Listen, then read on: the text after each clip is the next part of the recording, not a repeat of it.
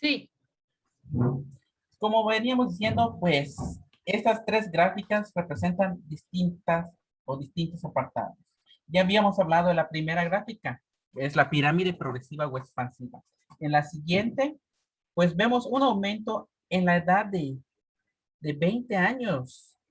Ese, esa forma abultada nos menciona que hay una población mayor entre la edad de 20, 25, 30, y ahí literalmente a partir de los 40 va disminuyendo, se sostiene un poco, pero al fin y al cabo disminuye su tamaño de población. Y en la parte de abajo pues se ve representado en porcentaje una disminución como tal. Si comparamos esta segunda gráfica con la primera nos representa un 5% tanto de hombres como de mujeres en natalidad, pero en la siguiente hay un 3%, una disminución de un 20% como tal. Ahora, si traslapamos y comparamos estas dos con la última, hay una mínima disminución de natalidad, pero hay una tendencia a estar estable. Y al final se ve todavía un pequeño aumento de la población de los 60, 85 años más adelante. O sea que la edad de los adultos ya casi se mantiene como un joven en lo que es la campana. Ajá, pero aquí tenemos que tomar en consideración algo. ¿En qué momento se hicieron estas gráficas? ¿En qué año también? Ahí está el punto de esto. Porque digo, si hablamos de la actualidad con lo que estamos pasando, pues yo creo que eso de la campana, pues estaría muy bueno. Digo, estaría bien porque pues bien y mal, ¿no?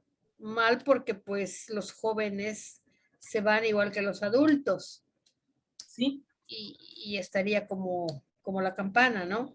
ajá. En ese sentido, pues estas gráficas están de muestra como tal. No nos dan unos datos exactos de Exactos. nuestro país.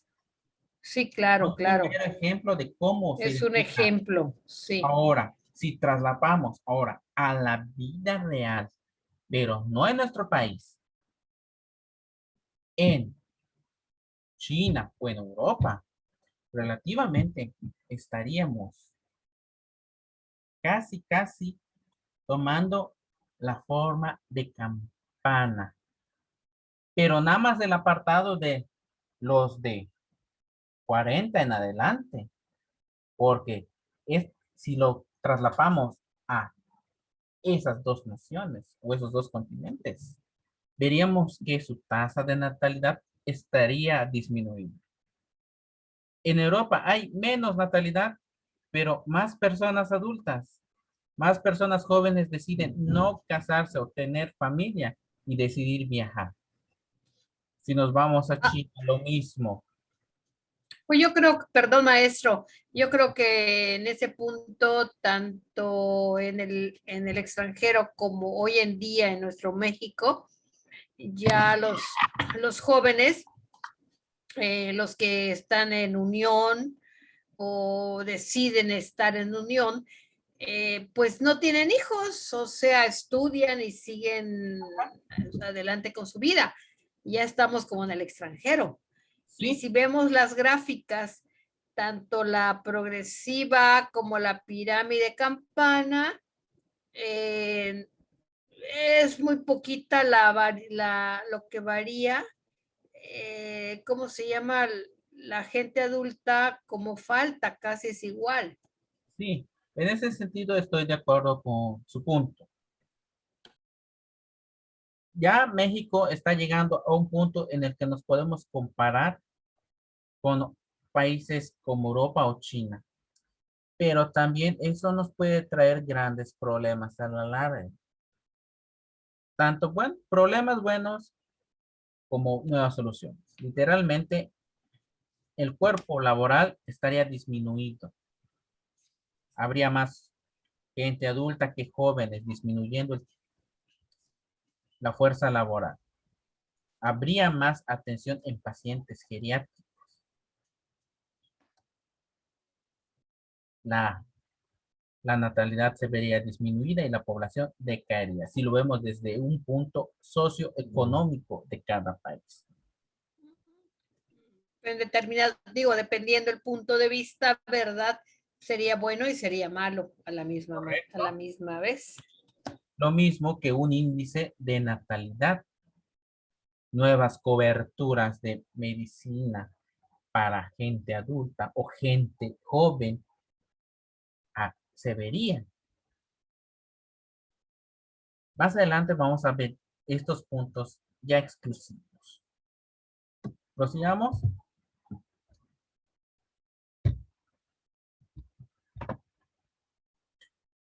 Ahora, la razón del sexo al momento del nacimiento es de predominante 105 niños por cada 100 niñas.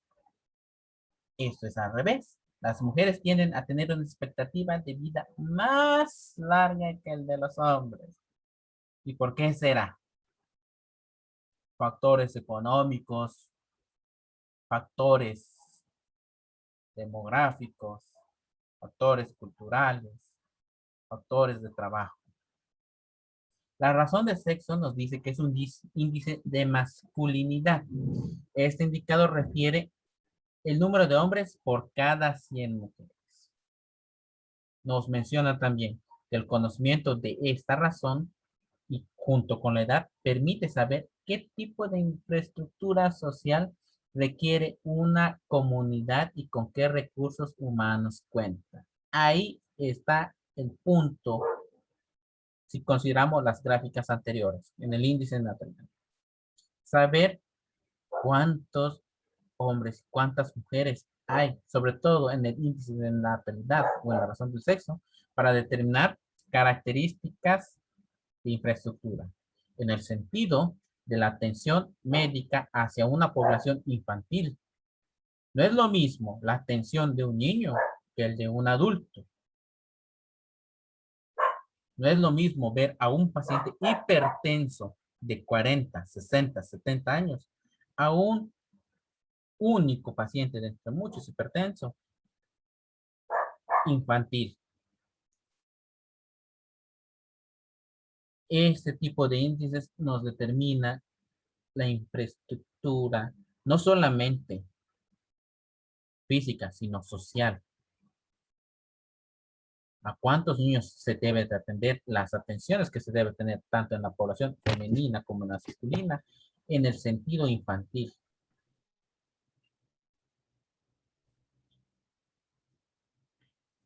¿Algo que quieran expresar o preguntas que tengan? Sí, yo tengo una. Adelante. Una pregunta, tal vez no tenga nada que ver con el tema, pero con lo que dijo, me surgió una duda. Usted habló de hipertensión. ¿Sí? La hipertensión infantil, o sea, lo que es un adulto también lo vive un niño. Sí, sí lo vive. Ok, Mayormente ok. por defectos a veces de índole genético o pequeños defectos en el proceso de creación del nuevo ser como tal. Wow, gracias. Gracias. Ujú. Adelante. Vamos a continuar. Bueno, ¿y por qué debemos saber ese tipo de razón de sexo como tal? Para, para determinar a veces el número de hijos por familia. Mayormente la tasa de fecundidad es una forma en la que se utiliza o mide el número de hijos que nacen vivos por mujer de 12 años y más. Antes no se consideraban a las mujeres de 12 años y más, porque era muy raro ver niñas jovencitas de ese rango. En tiempos pasados, o antiguamente, como se diría, mayormente los matrimonios vendrían entre los 25, 30 años o más, o las uniones eran entre esa edad. Actualmente, y en los años 90 todavía, el índice de hijos iba a la creciente. Y no solamente por esa época, anteriormente, como diría un dicho, los hijos que me quiera dar Dios, los que yo pueda mantener. Mayormente es lo primero que dijo, lo que Dios me mande. Bien recibido está. Es por este sentido, el número de hijos por familia es una variante en el censo importante, porque también nos mide el factor socioeconómico que puede tener la familia. Antes de 1970 la tasa de fecundidad era alta, pero a partir de los 73 comenzó un descenso y pasó de 6.3 a 3.8. Y en 1986 a 1.5 y en adelante, en el 95, quién sabe. ¿Y ustedes aquí creen que haya sido este número de cambio o el número de hijos por familia? Perdón, ¿Por qué habrá sido la disminución de los años 70 en adelante? ¿Por qué fue disminuyendo? ¿Y cuál era la diferencia de que de los 70 con anterioridad existiera un aumento como tal? bueno, porque el punto de vista ya para los jóvenes y con ya no son ignorantes como nosotros, pues eso les hizo abrir los ojos de que es mejor prepararse que casarse y tener hijos. Y hoy en día, pues es más, no existe eso digo, sí existe, pero está mucho mejor la unión libre. En fin, esa es otra onda. Pero lo que usted preguntaba es porque empezaron a pensar más en su preparación personal. Vieron la situación de otra manera, no como nosotros. Digo, no me está preguntando, yo tengo 59 años, pero antes era la familia, los hijos. Hoy en día tienen una visión diferente que nosotros. Es la preparación, ser mejores antes de tener hijos. Correcto, correcto. Ese es un buen punto. La moda o la forma de pensar de cada individuo, lo que lo hace único o lo identifica, su identidad. Pero más allá de cómo se visualiza esa persona, también hay que considerar factores que el mismo Estado nos proporciona como tal. La práctica de la regulación de la fecundidad promovidas por programas de planificación familiar. Perdón que interrumpa. Sin embargo, con toda la gente que se cuida y hoy en día tenemos muchos jóvenes que viven juntos, siguen trabajando, no tienen hijos, atrás muchísima gente sin estudios, que no tienen solamente, o sea, no llegan ni a la secundaria, jovencitas hoy en día tienen 4, 5 hijos y apenas llevan a 20 años. Sí, comprendo ese punto como tal, pero viéndolo desde este sentido de un censo, mayormente las preguntas que se le han lanzado a las familias, mayormente han sido por este tipo de prácticas, mayormente por programas de planificación familiar dadas por el Estado, pero más allá también hay que considerar muchos factores como usted bien mencionó. La falta o la ignorancia que se tiene por algunas personas, o el miedo a ser ignorado, o por las costumbres que se tengan en la familia. Son muchos factores que intervienen en esto. ¿Habrá funcionado o no ese tipo de programas? ¿Para qué personas fue realizada o para qué población? Porque aquí nada más estamos hablando de un programa como tal, pero en México la población es multicultural, muchas lenguas, muchas formas de pensar. Y si nos vamos en la forma de pensar de una comunidad rural a una urbana, es un camino largo, una gran diferencia. Sí, sí, sí, no acabaríamos nunca. Cada quien tiene, cada comunidad tiene su manera de pensar. Si nos vamos a un punto de ciertos programas que habían antiguamente, entre más hijos tenga, más dinero recibiré por parte del gobierno. Mejor me callo, escucho. En ese sentido, a veces se podría mencionar de que a veces este tipo de programas sí ayudaban a la población, pero la forma de pensar a veces de la población es, si yo tengo dos hijos y estoy recibiendo cierta cantidad, si tengo otro, va a aumentar como tal. Pero nos vamos alejando ya un poco del tema. En ese Así sentido, es. el número de hijos por familia nos brinda un factor de cómo vive la persona, mayormente en su estado socioeconómico o los que viven en un sentido en un núcleo familiar. Y eso nos aporta también a cuánto hay en población infantil, cuánto hay en un núcleo laboral como tal y qué servicios tiene o cuenta cada individuo.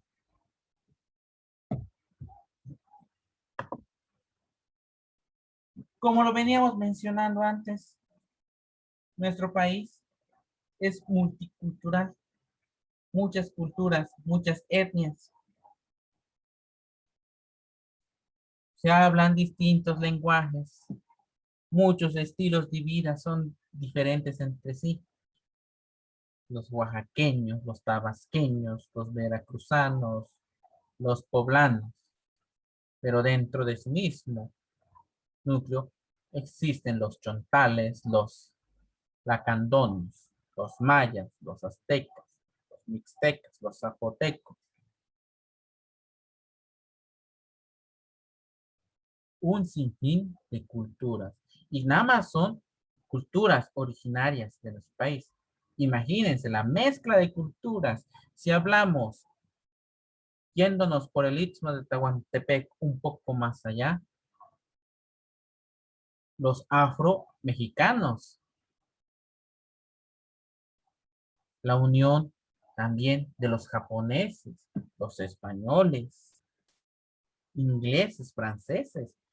Durante mucho tiempo, México ha sido multicultural, pero además ha venido teniendo y arrastrando en tiempos la multiculturalidad extranjera que ha llegado a nuestro país. Tomando en cuenta los datos estadísticos que se han tenido, hay más culturas que en todo el mundo.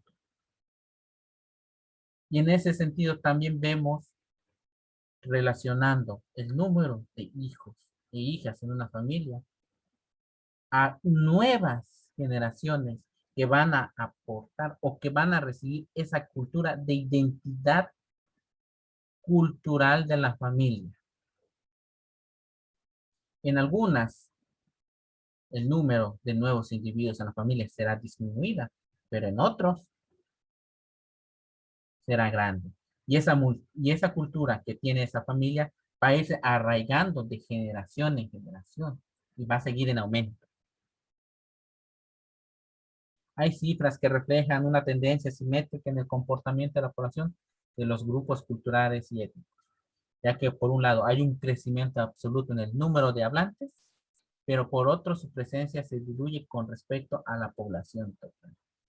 ¿Y esto a qué se debe? A la urbanización de las mentes de cada individuo, de cada joven. Ya nuestro tiempo se ve ese cambio. Hay más jóvenes que adoptan su cultura de origen como tal, que la aceptan, pero hay otros que buscan la urbanización de su sentido a una nueva culturalización como tal. Un ejemplo, cuando cierto joven sale a trabajar de su poblado como tal a una zona urbana, éste empieza a adoptar las formas y costumbres de vivienda de allá, apartando su originalidad o su cultura con la que viene del sitio de origen. Y se ve cuando regresan a sus lugares de orígenes y cambian su forma de hablar, agregándole lenguaje inglés a un sentido un poco raro. Y lo vemos mucho a veces con los chiapanecos que van a Cancún, o también los mismos de aquí, de la zona centro maya de Quintana Roo, que va a Cancún. Adoptan nuevos modismos, nueva forma de vivir, nueva forma de pensar. Y ese mismo sentido lo va adoptando su familia o no, como tal.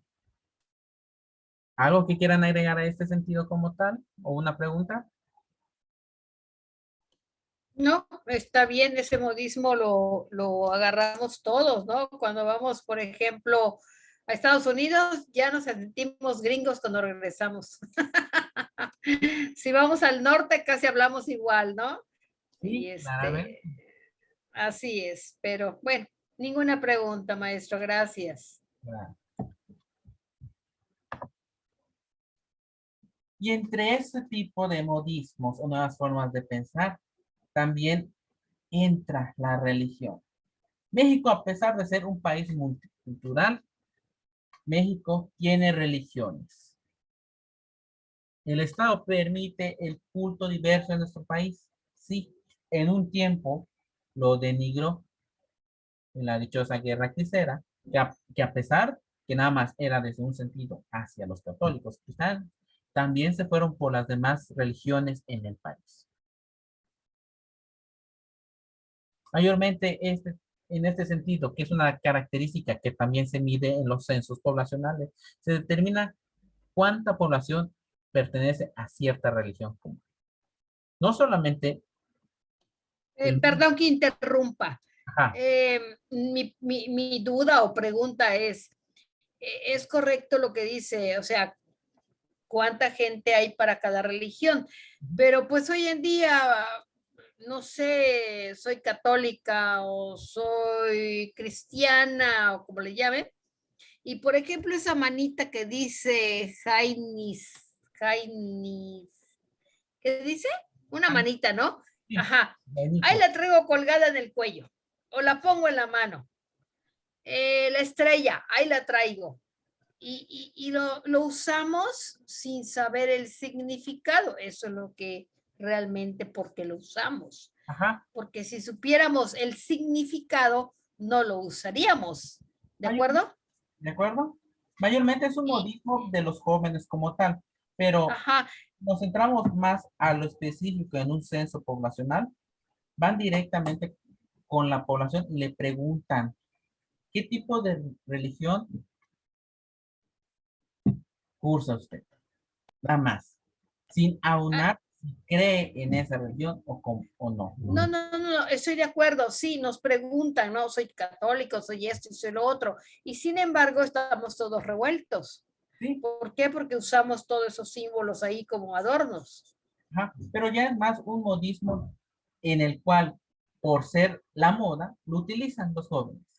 No hay un sentido así realista de que me siento a gusto a esa religión como tal.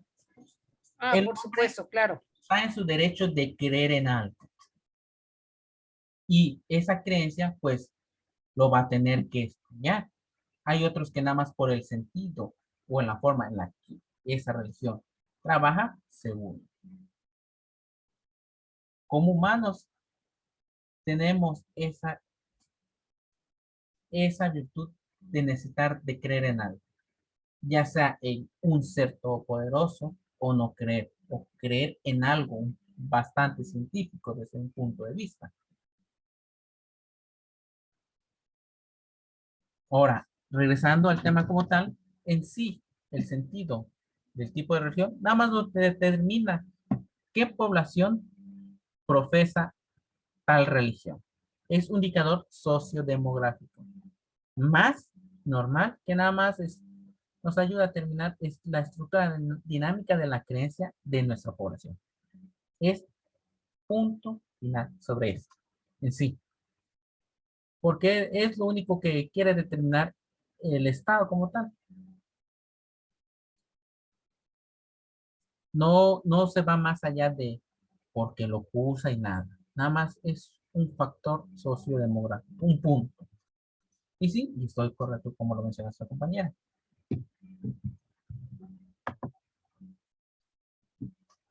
A pesar de los indicadores que vimos que son muy importantes, existen muchos indicadores sociodemográficos. Distribución de la población en el territorio y su concentración en las ciudades o en el campo. Un texto que nos dice, a principios del siglo XX, la mexicana distribución era mayoritariamente rural. El inicio de una migración a las ciudades hasta el último tercio del siglo, en México se convirtió en una nación más. ¿Qué quiere decirnos esto? ¿Por qué a principios del 20 éramos mayoritariamente rural y ahora todos somos urbanos o hay una disminución rural? ¿A qué se deberá?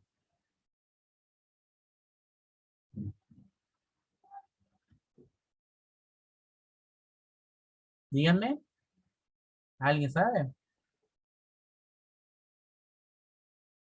¿Por qué? Si antes éramos una comunidad rural, ahora ¿por qué somos tantos urbanos?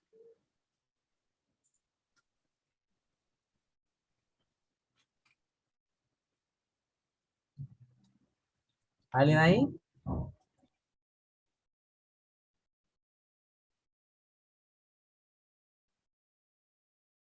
Perdón, maestro, ¿podría repetir la pregunta, por favor? Es que se me trabó. Ajá. ¿Por qué a principios del siglo XX la población mexicana era rural y ahora no? Hay mayormente zonas urbanas. ¿Por qué? ¿A qué se deberá? Bueno, porque en la rural estamos hablando de que pues para empezar físicamente pues teníamos las calles de blancas, ¿no? Que le llaman de Sascabo o nuestra primaria era rústica, en fin. Y lo que es el urbano, pues ya la ciudad nos da más, más que saber, más que tener.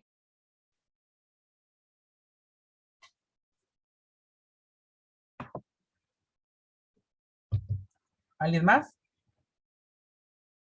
Sería también porque pues antes no estaba tan modernizada como ahora que está, que hay edificios, las calles están pavimentadas, ya hay más tecnología que antes. Y eso, Sí, las dos tienen Sí, puntos grandes a favor. pero pues se cortó mi llamada. No, no se preocupe. A principios del siglo XX éramos mayoritariamente rural por el motivo en que la sociedad mexicana no había crecido en urbanización. Nuevos Así es. gobiernos, nuevos cambios trajeron la urbanización a ciertos lugares. Ambiente natural. Un Sí. crecimiento de población en estas comunidades rurales atrajo una disminución del alimento de ellos o la disminución del trabajo como tal en sus comunidades, haciendo que estas personas migraran a ciudades para conseguir trabajo, aumentando la población urbana como tal. Nuevos caminos, nuevas formas de educación, nuevas escuelas trajeron un gran aumento en las comunidades urbanas y una disminución muy evidente en las comunidades rurales, hasta casi en algunos la desaparición total. Ahorita también vemos en nuestro país la desaparición de ciertas zonas urbanas, no solamente por la falta de trabajo, sino por el crimen organizado que se presenta en nuestro país. La migración a ciertos lugares más tranquilos ha traído una migración de la población interna de nuestro país y externa. Externa se vería más de nuestros conciudadanos al ir a buscar mejores oportunidades a otros. ¿Y cómo sabemos esto? Mediante el INEGI. ¿Y ustedes me pueden decir qué significa el INEGI?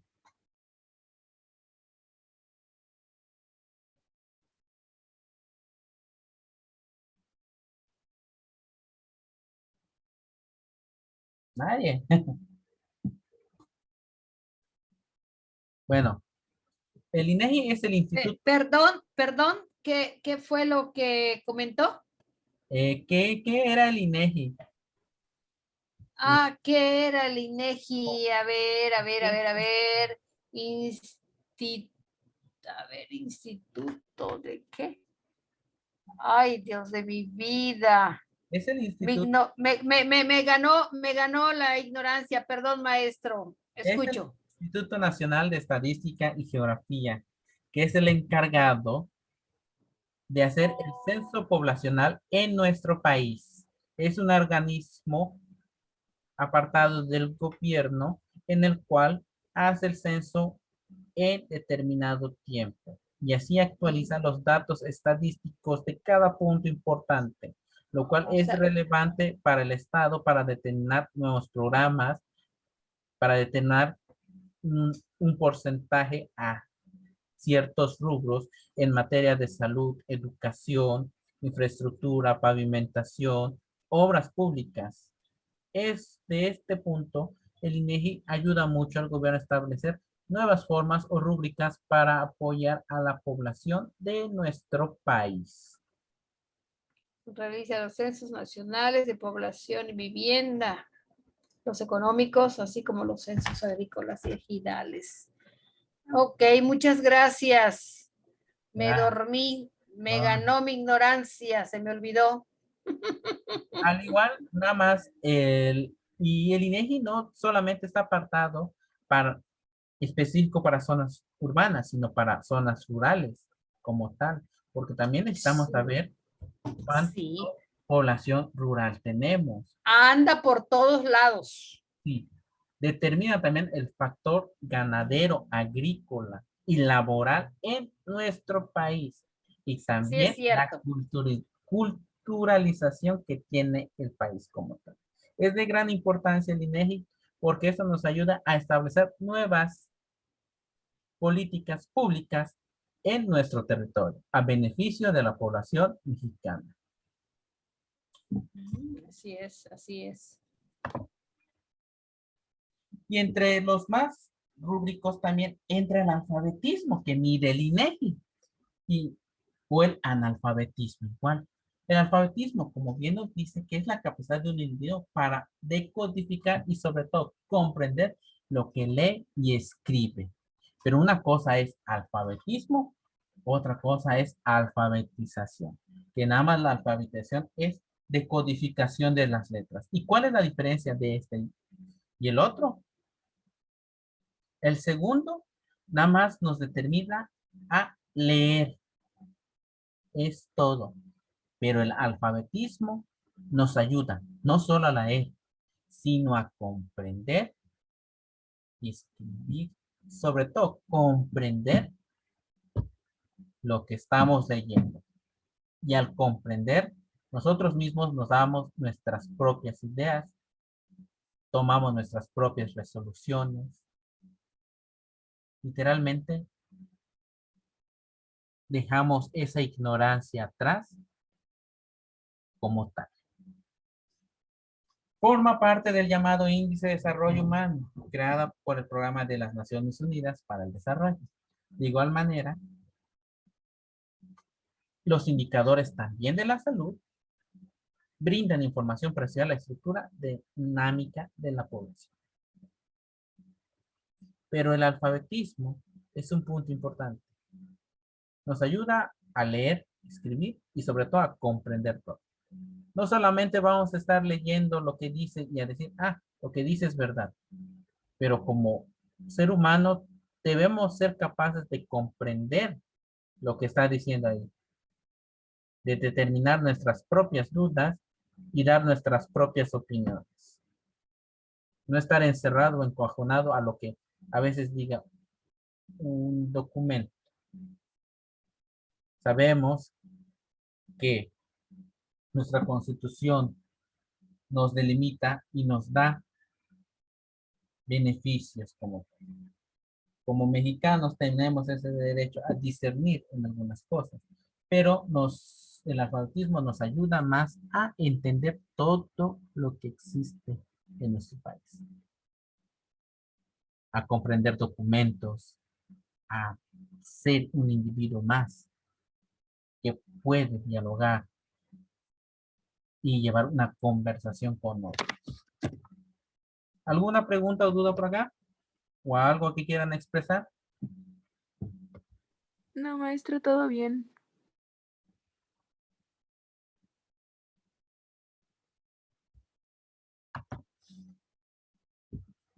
En las expresiones de la diversidad social, nos dicen los antropólogos que se ve representada las diferencias culturales de un individuo en forma de un árbol. ¿Y por qué una forma de un árbol? Porque nos representa diversas hojas, diversos puntos, diversas formas de pensar, de vivir, de expresarnos. Y entre esta forma, ¿cómo se expresa la diversidad de una población? Es un punto muy importante. Cada población se expresa de diferente forma. Desde la forma de vestir, la forma de su gastronomía, la forma de hablar, comprender y sobre todo ver la vida desde otro punto de vista. Como la variedad es la fuente de un enriquecimiento y desarrollo, o por qué la diversidad cultural es grande. Son muchas expresiones, preguntas que hay. La diversidad cultural es la expresión primaria de la cultura construida por los grupos humanos a lo largo del tiempo.